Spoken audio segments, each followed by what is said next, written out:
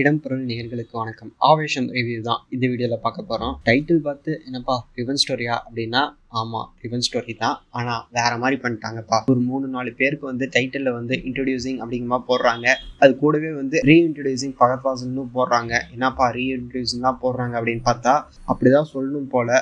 ஆவேசத்துக்கு முன் ஆவேசத்துக்கு பின் அப்படிங்கிற மாதிரி தான் ஃபகத் ஃபாசில் கெரியரே எடுத்து பார்க்கணும் போல. அந்த மாதிரி ஒரு படம் பண்ணிட்டாரு. இந்த மாதிரி படங்களுக்கு பெஸ்ட் ஆக்டிங்கான நேஷனல் அவார்ட் கிடைக்குமா அப்படின்னு தெரியல. கண்டிப்பாக இந்த மாதிரி படங்களுக்கும் கொடுக்கணும் அப்படிங்கிறது தான். அப்படி ஒரு ஆக்டிங் தான்ப்பா.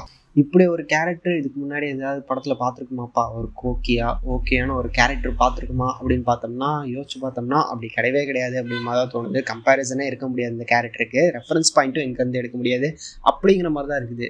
ஓ, நீங்கள் ரைட்டிங்கில் அப்படி பண்ணிட்டீங்களா?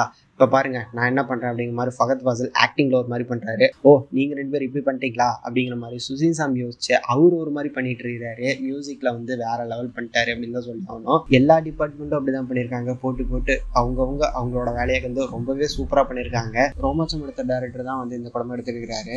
ரோமாச்சமில் வந்து அர்ஜுன் அசோகன் அதுதான் அந்த அனாமிகா வீடு அப்படிங்கிற மாதிரி சொல்லி அப்போ ஒரு பயம் வந்து தெரிச்சு ஓடுவாங்க பாருங்க.